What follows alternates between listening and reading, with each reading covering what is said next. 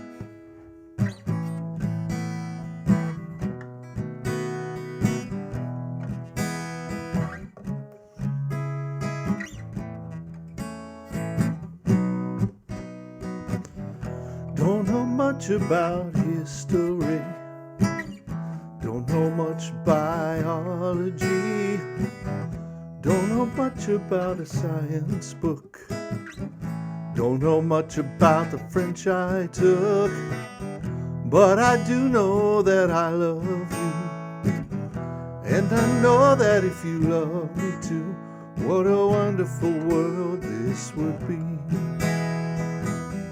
Don't know much about geography, don't know much trigonometry, don't know much about algebra, don't know what a slide rule is for, but I do know that 1 and 1 is 2. And if this one could be with you, what a wonderful world this would be. Now I don't claim to be an A student, but I'm trying to be. For maybe by being an A student, baby, I can win your love for me. Don't know much about history, don't know much biology, don't know much about science book, don't know much about the French I took, but I do know that I love you, and I know that if you love me too, what a wonderful world this would be.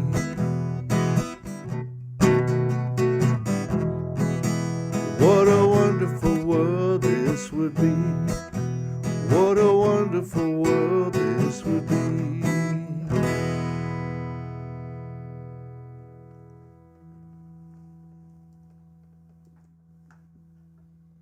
And over to our intrepid bell ringer, Jen, in our bell tower.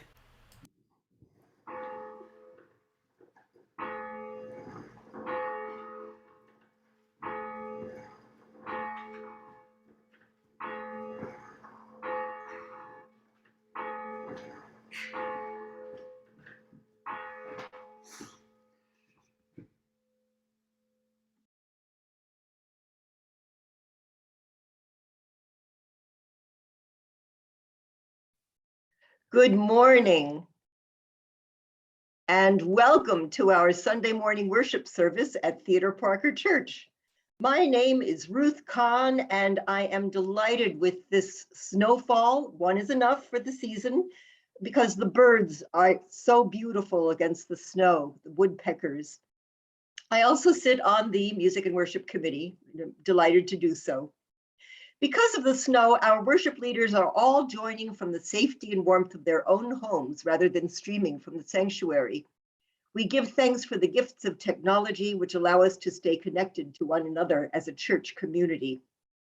As we begin our service today, we want to acknowledge that our church was built on the ancestral unceded land of the Massachusetts people. We acknowledge the devastating legacy of settler colonialism and the continuing harm done to Indigenous groups in our community and beyond. May our commitment to justice, equity, and compassion call us to take meaningful restorative action to honor and protect the land and all her people. We come together to recognize again and celebrate the gift of life for ourselves and for all the creatures with whom we share this planet, for the miracle of every breath, with wonder in our joys and compassion in our sorrows. We invite all of you to bring your perspectives, your beliefs and doubts, and all that is unique and wondrous about you to our service. In the spirit of love, all are welcome here. If you're new to Theodore Parker Church or are visiting today, we'd love to stay in touch. You're invited to fill out our connection card, which will give you an opportunity to sign up for our weekly updates. Let us know if you'd like to be with us, if you would like us to be in touch with you, and let us know how we can best welcome you. A link to the connection card will be in the chat, as well as our contact information. An accessibility note. We are using Zoom's auto transcription feature to offer live captions as subtitles throughout today's service. While not perfect, we hope they'll make the service more accessible. If you're on a computer and would prefer not to see the captions, look to the bottom of Zoom's bottom menu that says live transcript. Click the little upward facing arrow and select hide subtitle. If you missed something that was said during the service, you can also go to that menu and click read full transcript. We hope each of you will find some comfort to carry with you over the week and some challenge for your thoughts. As always, we wish for you health, well-being, and a sense of peace. Our pianist, Yukiko Takaki, has brought us 3 pieces today by Finnish romantic composer Jean Sibelius. As Yukiko plays his piece Elegy, we bid you welcome to this worship.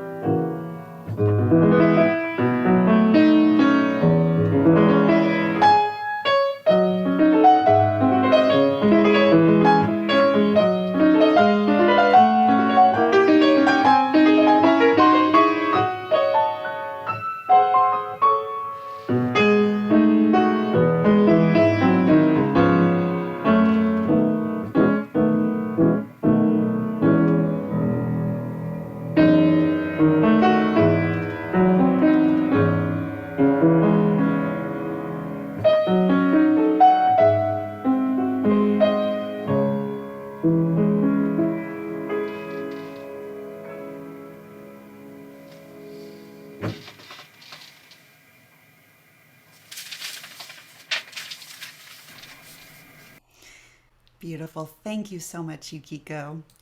Good morning, everyone. Happy snow day. I hope you're all warm and safe and that those you love are as well. Our opening words this morning are from Reverend Kristen Harper, who serves our congregation out on the Cape in Barnstable, Mass. And she writes, "Each day provides us with an opportunity to love again, to hurt again, to embrace joy, to experience unease, to discover the tragic. Each day provides us with an opportunity to live.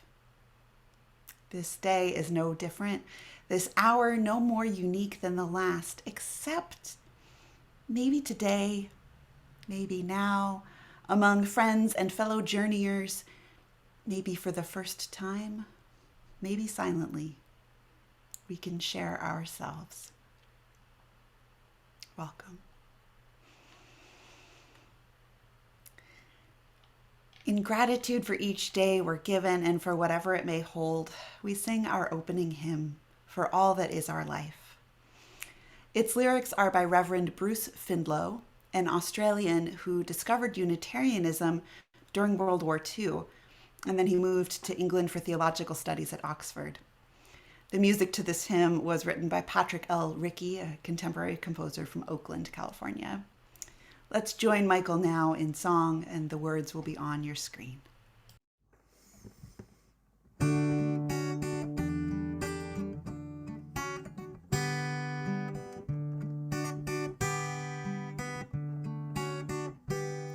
For all that is our life, we sing our thanks and praise.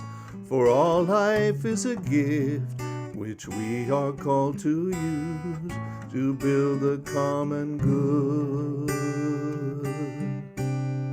and make our own days glad. For needs which others serve, for services we give, for work and its rewards, for hours of rest and love, we come with praise and thanks. For all that is our life, for sorrow we must bear, for failures, pain, and loss, for each new thing we learn, for fearful hours that pass, we come with praise and thanks. For all that is our life, for all that is our life, we sing our thanks and praise. For all life is a gift which we are called to use to build a common good and make our own days glad.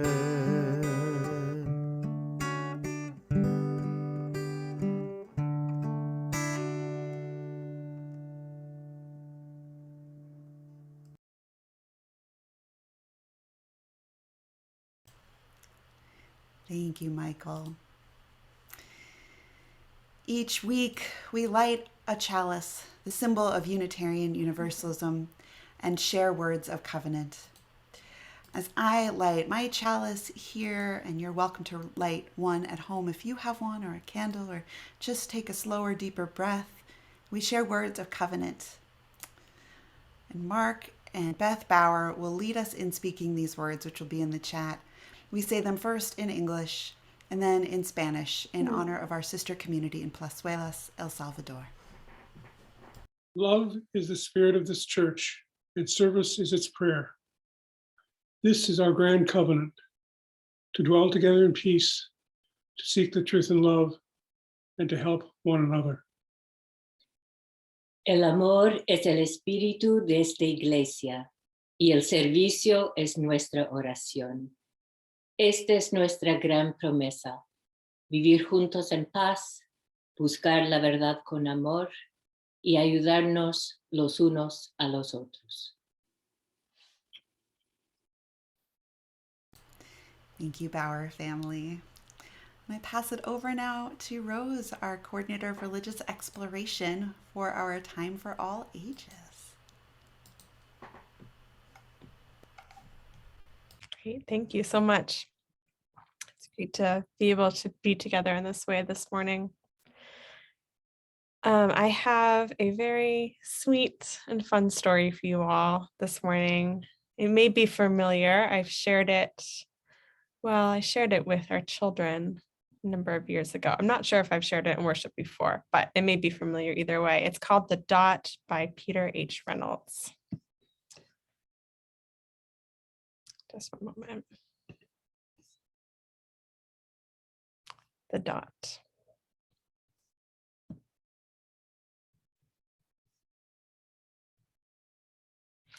Art class was over, but Vashti sat glued to her chair. Her paper was empty. Vashti's teacher leaned over the blank paper. Ah, a polar bear in a snowstorm, she said. Very funny, said Vashti. I just can't draw. Her teacher smiled. Just make a mark and see where it takes you. Vashti grabbed a marker and gave the paper a good, strong jab. There. Her teacher picked up the paper and studied it carefully.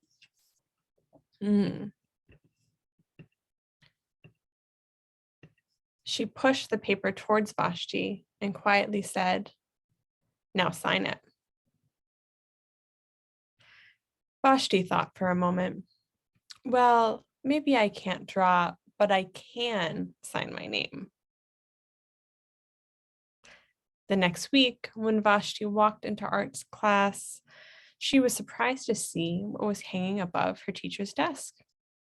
It was the little dot she had drawn, her dot, all framed in swirly gold.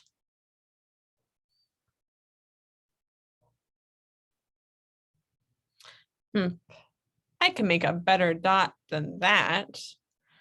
She opened her never-before-used set of watercolors and set to work.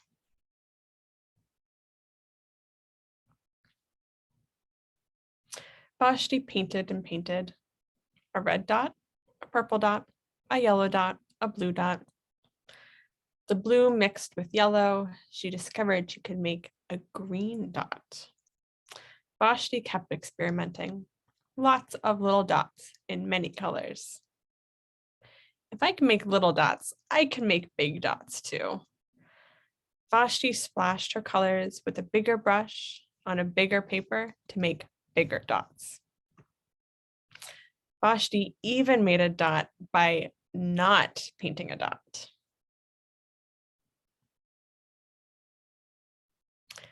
At the school art show a few weeks later, Vashti's many dots made quite a splash. Vashti noticed a little boy gazing up at her. "You're a really great artist. I wish I could draw," he said. "I bet you can," said Vashti. "Me? No, not me. I can't draw a straight line with a ruler."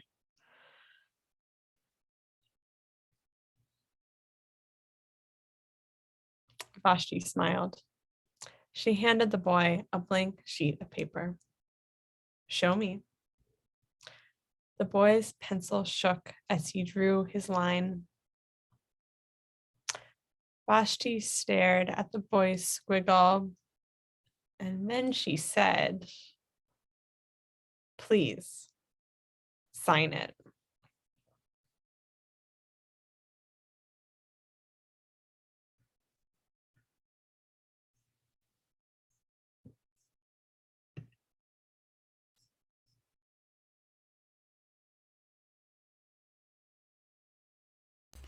Thank you, Rose. I love that story for so many reasons. Just it fits so well with our theme today of being willing to try things without fear of being able to get it perfect. And I think that's a spiritual practice and one that our centering hymn, which we're about to sing, speaks to. We'll be singing I Know This Rose Will Open.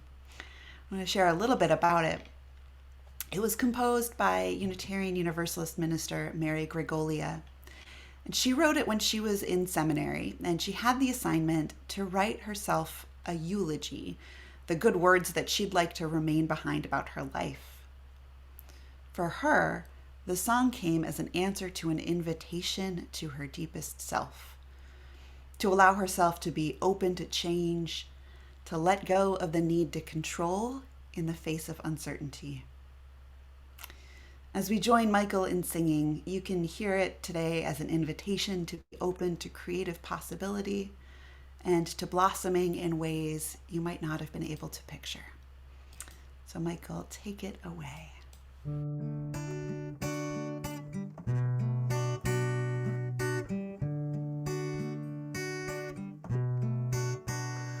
I know this rose will open.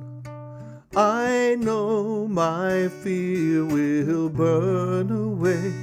I know my soul will unfurl its wings. I know this rose will open. I know this rose will open. I know my fear will burn away. I know my soul will unfurl its wings. I know this rose will open. I know this rose will open. I know thy fear will burn away. I know my soul will unfurl its wings. I know this rose will open. I know this rose will open. I know my fear will burn away. I know my soul will unfurl its wings. I know this rose will open.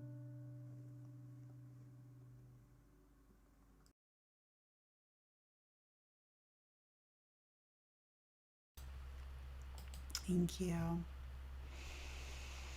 I invite you to join me now in a time of meditation or prayer. First in words, then in shared silence, then in melody. Our prayer this morning is from Reverend Tamara Lebach. Holy One who has given us the breath of life, today we remember to breathe deeply, to rest, to take in, to pause before we act, and then to take in another deep breath, poised on the edge, and risk jumping in, risk taking action, risk speaking up, risk using the gifts that we have been given so that at the end of our life we can say with absolute clarity that no part of our existence was wasted in fear of failure or fear of success. Hold us. Prepare us the way to begin to offer the gift of our awakened presence, full of love and light today. These and the prayers of our own hearts we lift up now in the shared silence.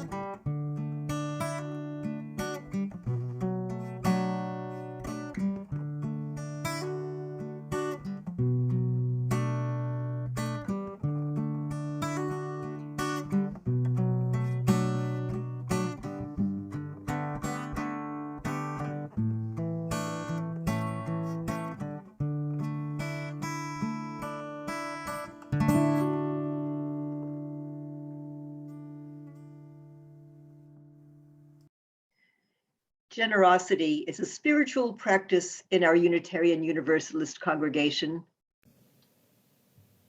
We give to remind ourselves of how many gifts we have to offer. We give to remember that we are part of something bigger than ourselves. We give because we believe in music and sacred space. We give with that faith that together we have enough. Links to donate will be in the chat, or you can take a meditative moment writing out a check and sending it to the church after service. As Yukiko plays The Aspen by Jean Sibelius, an offering to sustain this congregation of memory and hope will be gratefully received. Thank you.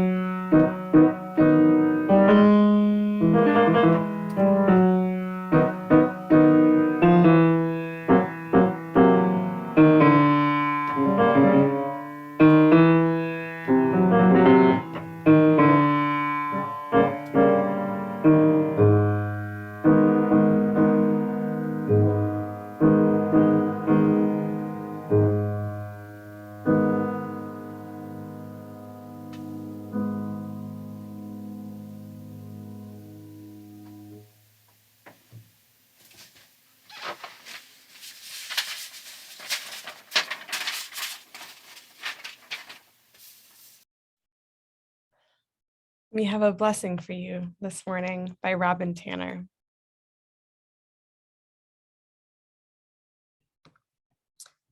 Today we share in a blessing for losers, risk takers, all failures far and wide.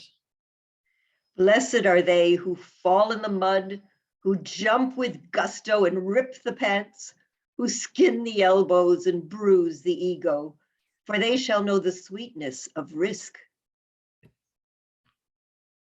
Blessed are they who make giant mistakes, whose intentions are good but impact has injured, who know the hot sense of regret and ask for mercy, for their hearts will know the gift of forgiveness.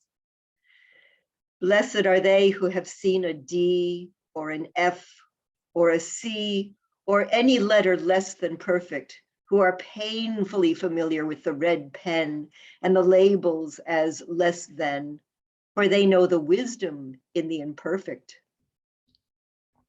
Blessed are they who try again, who dust off, who wash up, who extend the wish for peace, who return to sites of failure, who were dogged in their pursuit, for they will discover the secret to dreams.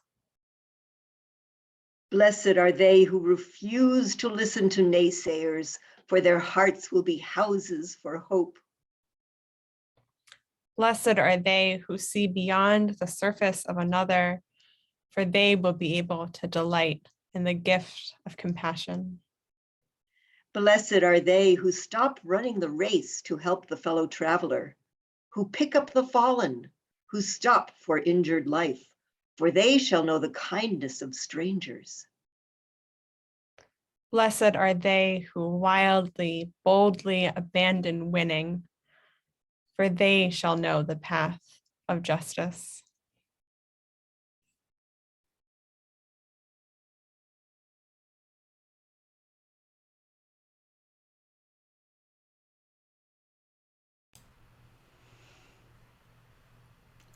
Thank you, Rose and Ruth, both.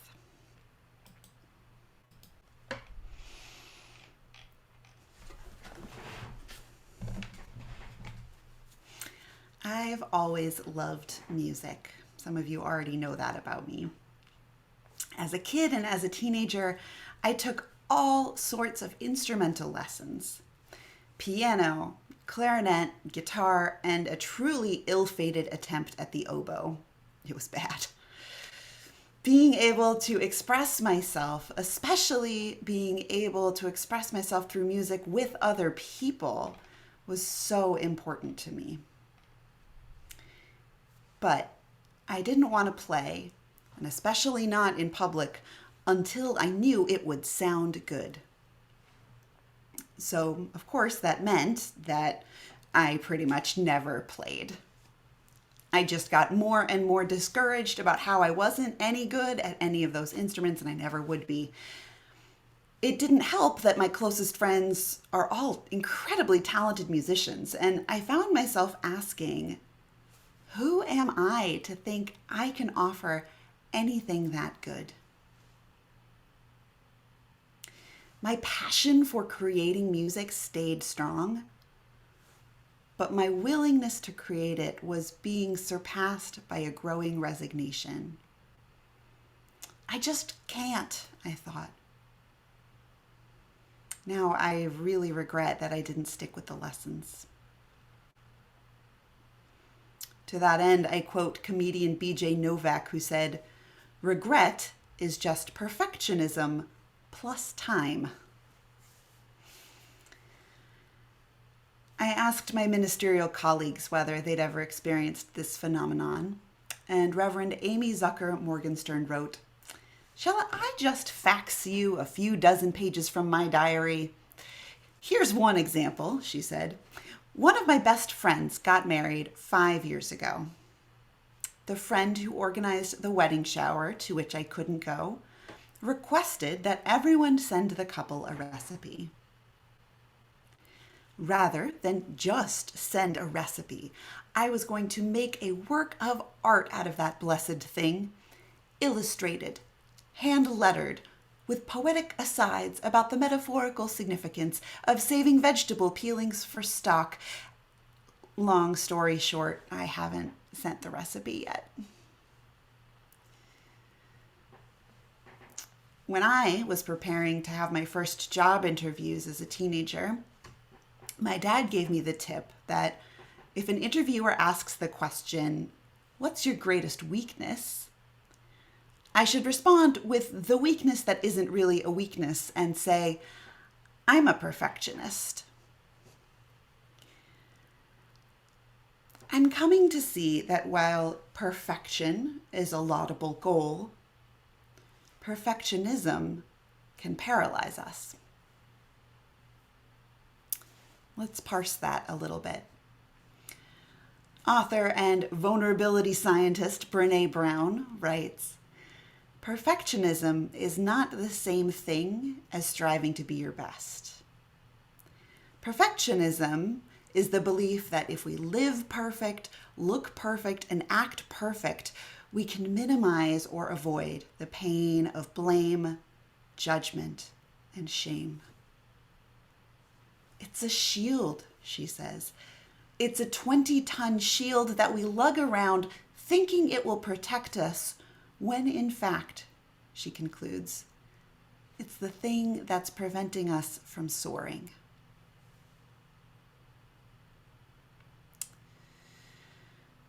A great way to practice setting down the shield of perfectionism, the frozen feeling of not trying something until you know it'll come out just right, is to sing in a choir. I miss that.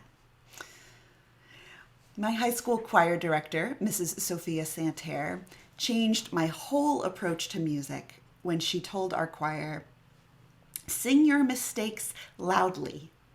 We need to be able to hear them in order to fix them. She didn't say if we make a mistake. When you're learning a new piece, it's nearly guaranteed that you will. What she said was, let us hear them and let us grow because of them.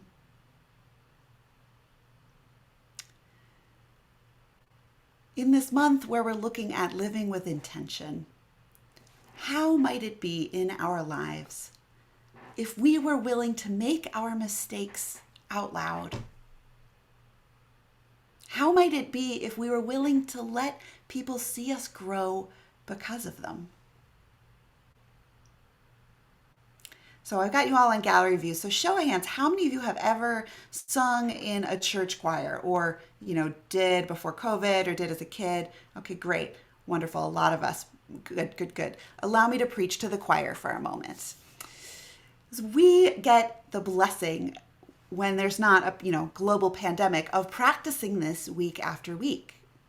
When you sing in a church choir, you work your tails off in performance, you practice and you do our best, and then Sunday comes. My experience has been, whether we think we're ready or not, Sunday comes and it's time to sing what we've got. Those of us who sing in church choirs could live week to week in perpetual terror of our mistakes being heard by the congregation, of missing an entrance, of flubbing up a tricky section. And that sounds totally miserable. It also sounds like a quick path to burning out on something that we enjoy. Instead, week after week, we get to practice finding joy and satisfaction in offering whatever it is that we have to offer, which is an opportunity I now extend to you all. My friend Lindsay Scott taught me this great adaptation of some of the lyrics from Leonard Cohen's song, Anthem. So this is a call and response song, so that means that I'll sing a line and you sing it back. Don't worry, you're on mute, although I'm going to invite Michael to unmute so that you have somebody that you can hear sing it back with you. And church is a perfection-free zone, okay? So I'll sing a line. Michael's going to sing it back. You're welcome to join. Let me add a spotlight so you can even see him. Okay, so it goes like this. Forget your perfect offering. Forget your perfect offering. Just sing the song that you can sing. Just sing the song that you can sing. There is a crack in everything. There is a crack in everything. Oh, that's how. That's how. The light. The light. That's how the light gets in. That's how the light gets in. Beautiful. That'll come back. So thank you, Michael.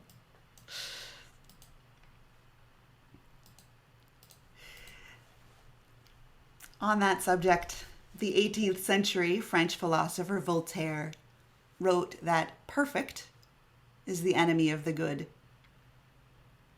I might put it another way. Don't let the perfect get in the way of the good. I first heard that teaching from an amazing community organizer named Mayor Lakin. I was a new fellow with what was then called the Jewish Organizing Initiative, a one-year community organizing training. It was our first weekend together, and we were getting an intensive primer on community organizing. Mayor led us through these sessions, which broke open our hearts inviting us to really see and be angry about the injustices in our world. I remember feeling like a fire had really been set in our hearts to gather people together to bring about a better world.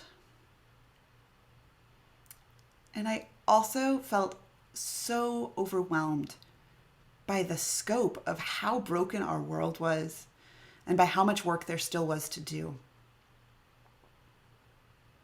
I heard my group mates dreaming big, envisioning huge actions that could produce huge society-altering wins. Just as the energy in the room was getting to be almost unbearably intense, Mayor paused and he said, "One of the most important things to remember when doing justice work is to not let the perfect get in the way of the good. Hang on to those dreams of the world as it could be and keep working until you get there. But don't let it paralyze you or keep you from seeing the value in smaller wins. Justice work is done one small piece at a time, and you need to celebrate each step in the right direction. Otherwise," he concluded, "what's the point?"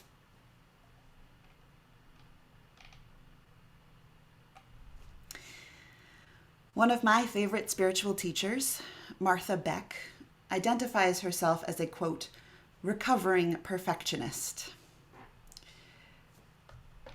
She offers up the ways that she's found to reduce her anxieties about her imperfections, including her imperfection at ridding herself of perfectionism.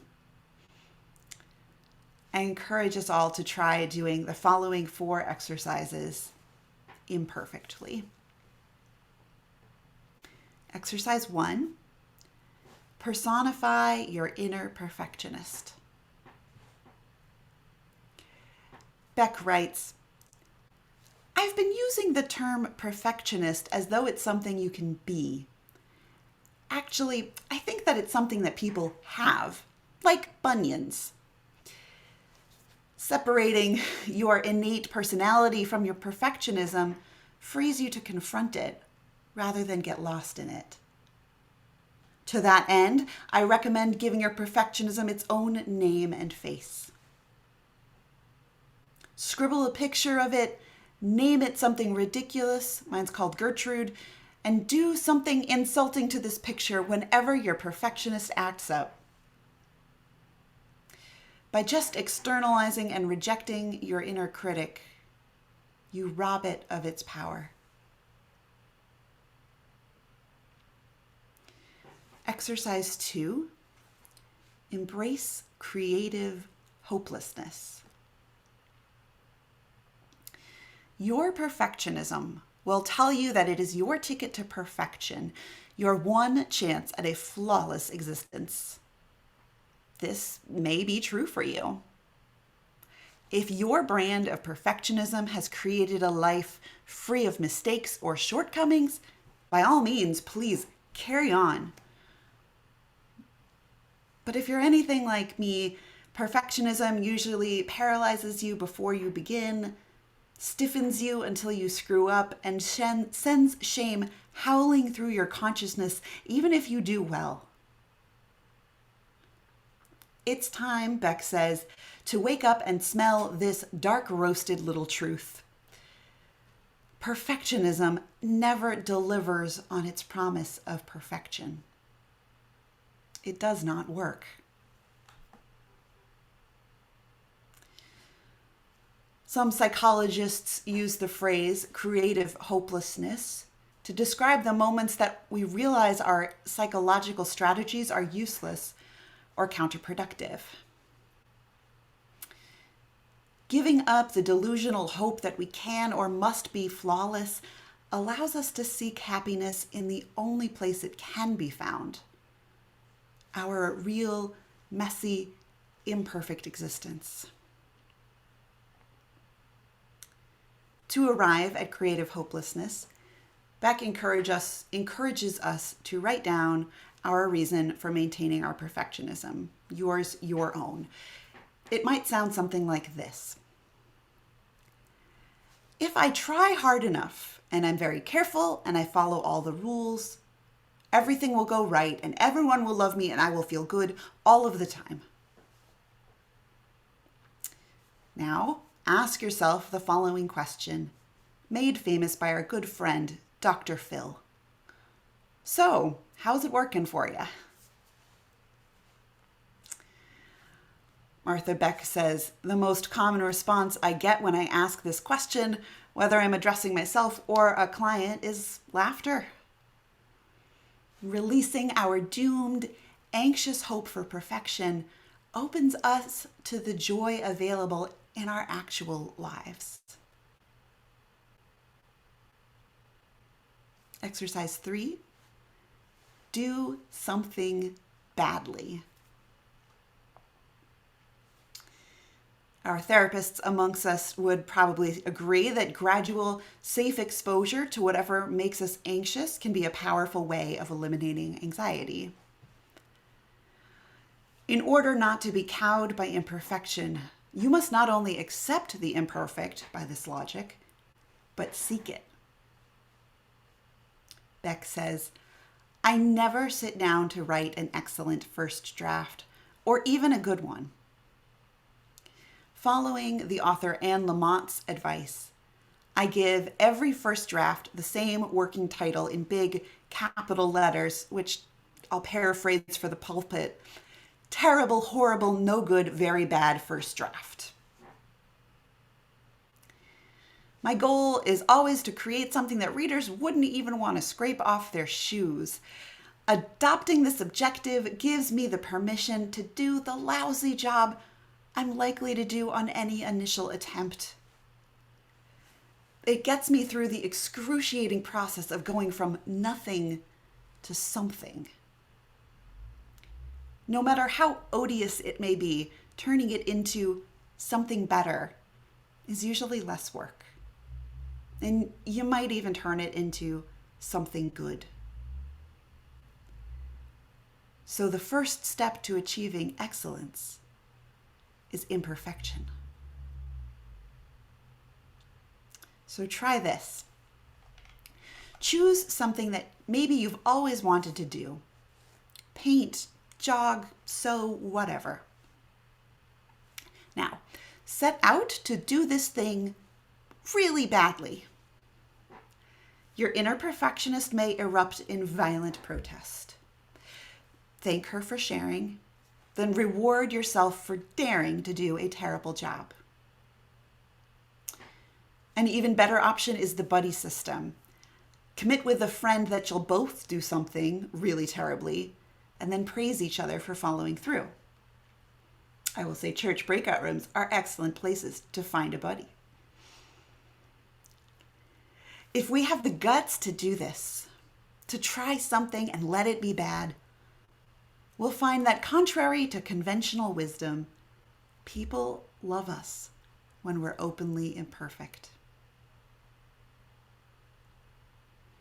And exercise 4, just keep showing up. 90% of staying in shape, says one of Beck's professional athlete clients, is getting to the gym.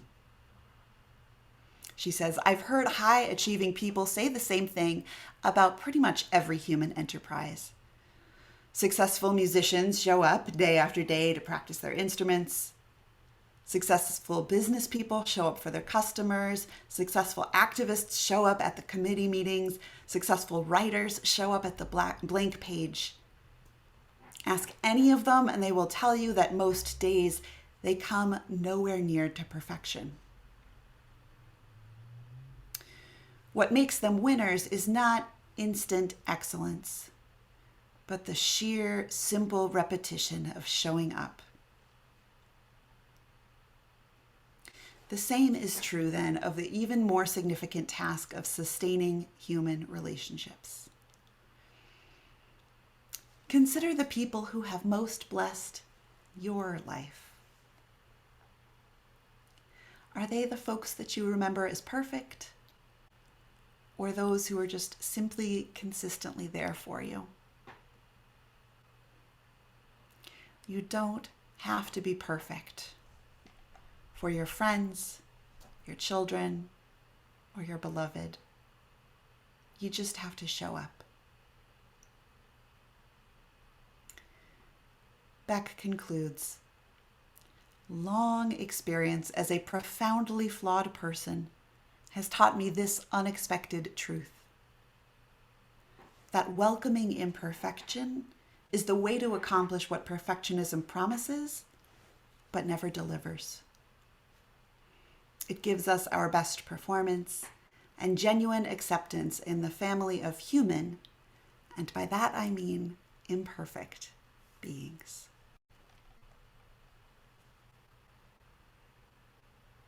So, beloveds, this is my wish for us. Let's not let the perfect get in the way of the good. When we catch ourselves asking, who am I to offer the world my imperfect offering? Ask instead, who am I not to? The world needs our gifts, messy and imperfect as they may be. Will you sing it with us again one more time? Michael, I'm going to put you up on Spotlight too. Forget your perfect offering. Forget your perfect offering. Just sing the song that you can sing. Just sing the song that you can sing. There is a crack in everything. There is a crack in everything. That's how the light. That's how the light gets in. That's how the light gets in. That's how the light gets in, my beloveds. So may it be. And amen. Our closing hymn in all of that spirit is the African American spiritual, When the Spirit Says Do. This song was passed down through oral tradition and was used during the civil rights era at so many demonstrations and mass meetings of activists and marches in the late 1950s and early 60s. The version in our UU hymnal was arranged by Mark Freund. And as we sing, I invite you to consider what it is that you are called to do. So Michael, over to you.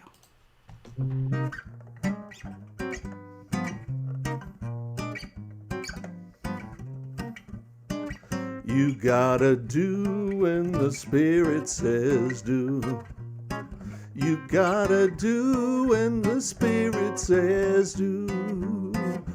When the Spirit says do, you gotta do, oh Lord. You gotta do when the Spirit says do. Spirit says do. Spirit says do. Spirit says do. Spirit says do. Spirit says do. Spirit says do. You gotta dance when the Spirit says dance. You gotta dance when the Spirit says dance. When the Spirit says dance, you gotta dance, oh Lord. You gotta dance when the Spirit says dance.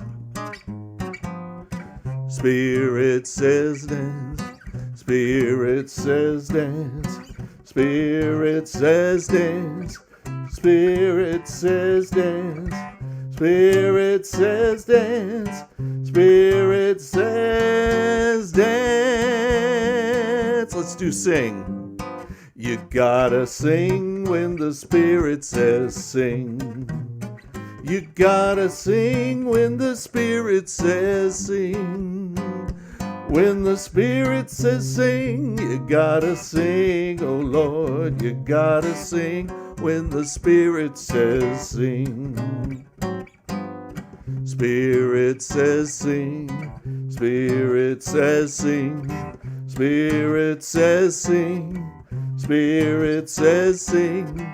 Spirit says sing. Spirit says sing. You gotta do. You gotta do when the Spirit says do. You gotta do when the Spirit says do. When the Spirit says do, you gotta do, oh Lord. You gotta do when the Spirit says do. Spirit says do. Spirit says do. Spirit says do. Spirit says do. Spirit says do. Spirit says do. Spirit says do.